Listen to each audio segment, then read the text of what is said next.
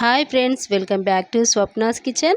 Friends, మార్కెట్లో కొనుక్కునే బిస్కెట్లు కాకుండా ఇంట్లోనే చాలా ఈజీగా చాలా టేస్టీగా బిస్కెట్ చేసుకోవచ్చు. నేను రవ్వ, పల్లీలు, గోధుమ పిండి, యాలకుల పొడి, షుగర్ వేసి పాలు పోసి చాలా సింపుల్గా ఈ క్రిస్పీ బిస్కెట్లు తయారు చేశాను. ఒక్కసారి చేసుకుంటే మళ్ళీ మళ్ళీ ఇలానే చేసుకోవాలనిపిస్తుంది.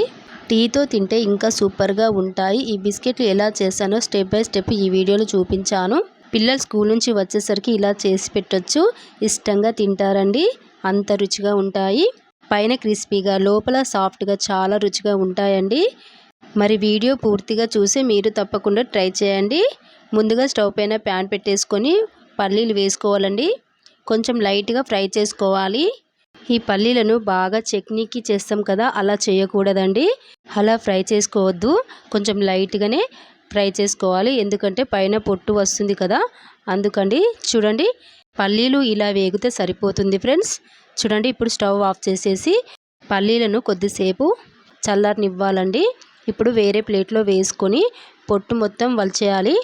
చూడండి, పల్లీల మీద ఉన్న పొట్టు మొత్తం ఇలా తీసేసి ముక్కలుగా చేసుకోవాలండి. పల్లీలు మొత్తం చూడండి ఈ విధంగా చేసి ఇప్పుడు ఇది పక్కకు పెట్టుకోవాలి. ఇప్పుడు వేరే బౌల్లో 1 కప్పు బొంబాయి రవ్వ వేసుకుంటున్నానండి. సుజీ రవ్వ అంటారు కదా, అది 1 కప్పు వేసుకున్నాను. ఇప్పుడు అదే కప్పుతో గోధుమ పిండి వేసుకోవాలండి. 1 కప్పు, 1/2 కప్పు షుగర్ వేసుకోవాలండి. ఈ పల్లీలు వేసుకోవాలి. మంచి ఫ్లేవర్ కోసం 2 ఇలాచీలు వేసుకోవాలండి. ఒకసారి స్పూన్తో మొత్తం కలుపుకోవాలండి. ఈ మిశ్రమాన్ని మొత్తము ఇలా చక్కగా అంతా కలిసేటట్టు మంచిగా కలుపుకోవాలి. ఇలా కలుపుకున్న తర్వాత ఇప్పుడు 1 స్పూన్ నెయ్యి వేసుకోవాలండి. చాలా రుచిగా ఉంటుంది నెయ్యి వేసుకుంటే.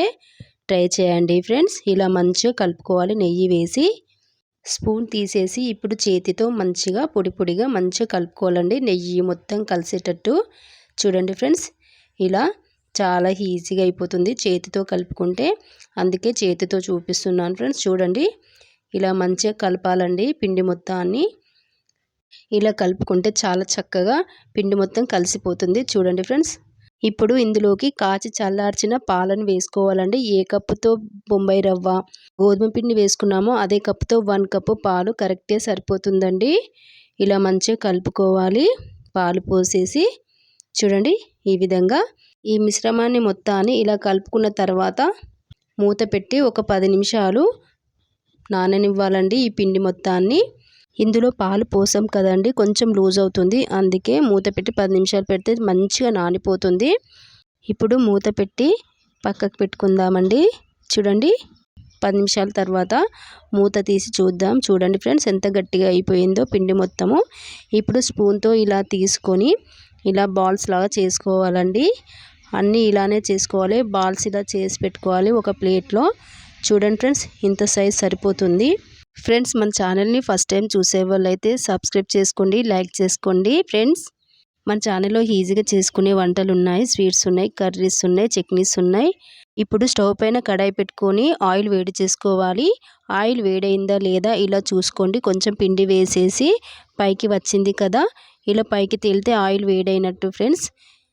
ఇప్పుడు కొంచెం చేతికి ఆయిల్ పెట్టుకొని ఇప్పుడు బాల్ తీసుకొని బిస్కెట్లా చేతితో చేసుకోవాలండి. చాలా ఈజీగా చేసేసారు. చేతితో చేసుకుంటే మన చేతికి అతుక్కోకుండా వస్తాయండి. ఇలా ఆయిల్ పెట్టి ఇలా చేస్తే చూడండి ఇలా వడల్లాగా ఇలా మంచిగా సాఫ్ట్గా బిస్కెట్స్ ఇలా చేసుకోవాలండి.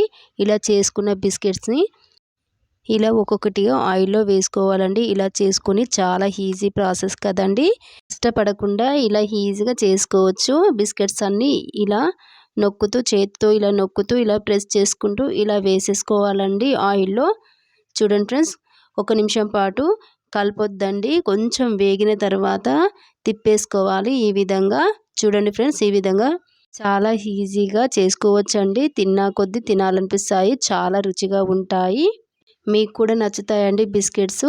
ఇలా చేసి పెట్టుకున్న బిస్కెట్స్ నెల రోజుల పాటు నిల్వ ఉంటాయండి.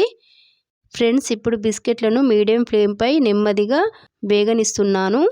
వేపుకోవాలి. తొందర పడకుండా 2 వైపులా బంగారు రంగు వచ్చే వరకు వేయించుకుంటే చాలా క్రిస్పీగా వస్తాయి. బయట కరకరలాడుతూ లోపల చాలా సాఫ్ట్గా ఉంటాయి. టీ టైంకి కానీ పిల్లల స్నాక్స్కి కానీ ఇవి చాలా బాగుంటాయి. ఇంట్లో ఉన్న ఇంగ్రీడియంట్స్తో ఇంత రుచిగా బిస్కెట్లు తయారవుతాయి. మీరు ఒక్కసారి తప్పకుండా ట్రై చేసి ఎలా వచ్చాయో కామెంట్లో చెప్పండి ఫ్రెండ్స్ చూడండి మన బిస్కెట్లు ఎంత చక్కగా గోల్డెన్ కలర్లో వచ్చాయో. బయట కరకరలాడుతూ లోపల చాలా రుచిగా ఉంటాయి. ఒక్కసారి చేస్తే మళ్ళీ మళ్ళీ ఇలానే చేసుకోవాలనిపిస్తుంది. ఇంట్లో ఉన్న కొన్ని ఇంగ్రీడియంట్స్తో ఇంత మంచి బిస్కెట్లు తయారు చేసుకోవచ్చు. ఈ వీడియో మీకు నచ్చితే ఒక లైక్ చేయండి. మీరు మీ ఫ్రెండ్స్కి షేర్ చేయండి. ఇలాంటి మరెన్నో సింపుల్ అండ్ టేస్టీ రెసిపీస్ కోసం మన ఛానల్ను సబ్స్క్రైబ్ చేసుకుని పక్కనే ఉన్న బెల్ ఐకాన్ కూడా ప్రెస్ చేయండి. మర్చిపోవద్దు friends. Thank you friends. Bye friends. రేపు కలుద్దాం. Bye bye.